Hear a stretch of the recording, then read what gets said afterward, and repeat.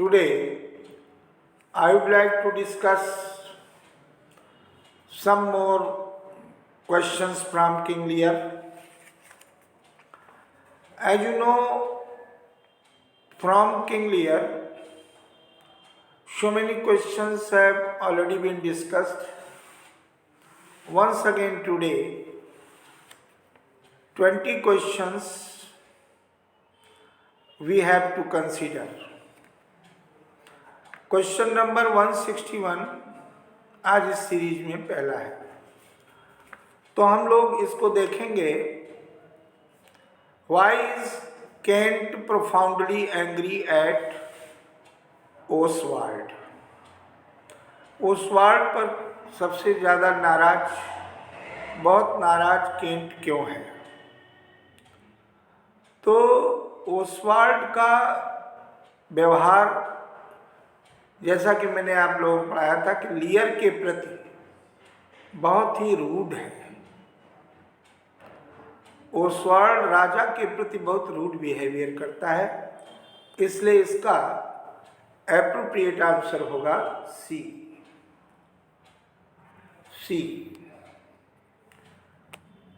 इसके पश्चात question number 162 है. तो जज ये रिलेवेंट नहीं आपसे, तो इसमें आपको उत्तर देने की जरूरत नहीं है. 163 आइए देखते हैं. 163 जो क्वेश्चन है उसमें ये बहुत इंपॉर्टेंट है. What is ironic about Cornwall's praise that in exposing Edgar, Edmund has shown his father a childlike office? ये क्वेश्चन बहुत ही इंपॉर्टेंट है.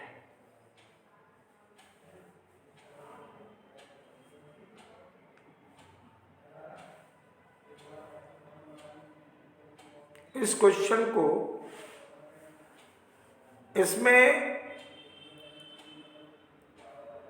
क्या उसके प्रति कॉर्नवाल की प्रशंसा, उसमें क्या रहस्य छिपा हुआ है, क्या व्यंग्य छिपा हुआ है, और जिसको एडगर एक्सपोज कर रहा है. एडमंड ने अपने पिता के साथ बचकाना जो व्यवहार किया, उसमें आपको 4 ऑप्शन दिए गए. Edmund has actually just tricked Gloucester and framed Edgar. फिर आया neither Cornwall nor his wife, neither Cornwall nor his wife Regan show care for Regan's father Lear. Both blue and real, neither blue and teal शब्द आया है. देखिए, ये जो question है, इसमें मैंने आप लोगों को बताया था कि एडगर ने जो एक्सपोज किया था कॉर्नवाल की प्रशंसा में, उसमें भी व्यंग था. तो दोनों 2 बातें कही थी, बोथ ब्लू एंड टील. इसलिए इसका एप्रोप्रिएट आंसर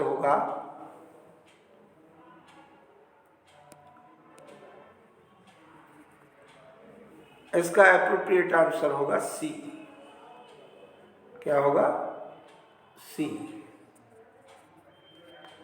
अगला क्वेश्चन है, which character is the loyal servant to King Lear in act first? आप जानते हैं केंट है, इसलिए इसका एप्रोप्रिएट आंसर होगा केंट. और इसमें सी ऑप्शन इसके पश्चात आइए 165 नंबर क्वेश्चन को देखते हैं। आई हेल्प्ड मदर, और उसके बाद है blank space the weeds from the garden.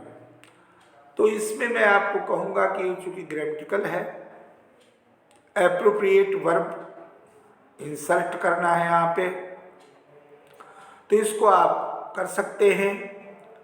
इसमें I help mother plug the weeds from the garden,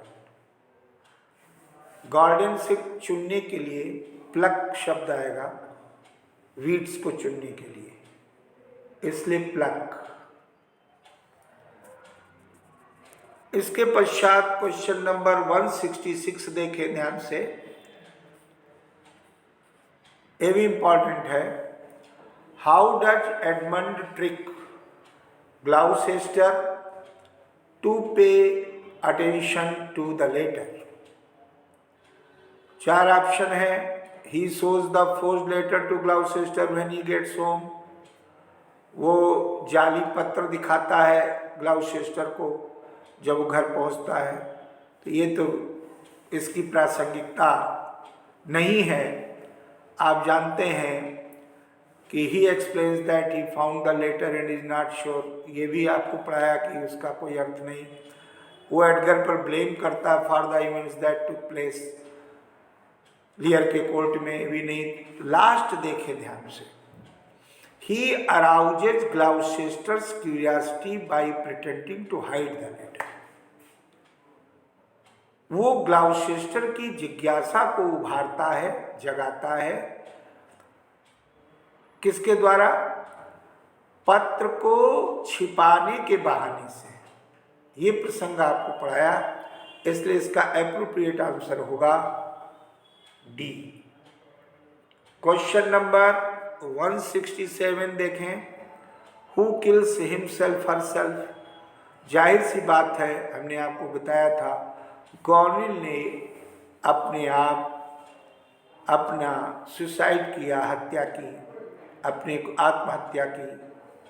इसलिए यहाँ पर एप्रोप्रिएट आंसर होगा ए को चुने।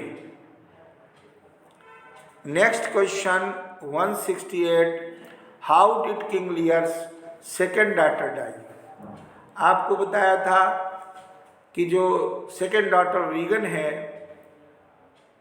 उसमें जो रीगन थी डाई ऑफ इलनेस, बीमारी से मरी, कोई मतलब नहीं। He was shot for having an affair, कुछ नहीं। बी पॉइजन टू डेथ, जो उसकी मृत्यु पॉइजन के कारण हुई, इसलिए इसका एप्रोप्रिएट आंसर होगा सी। उसके बाद क्वेश्चन नंबर 169 देखें। व्हाट डज द 169 को ध्यान से देखें कि what does the letter suggest Edgar will do if Edmund helps him dispose of Gloucester? Edgar जो है, क्या वो जो पत्र है, लेटर, उस लेटर में क्या सजेस्ट करता है कि वो करेगा अगर एडमंड उसकी मदद करेगा और डिस्पोज ऑफ ग्लाउसेस्टर को करने में, ग्लाउसेस्टर को मार्ग से हटाने के लिए।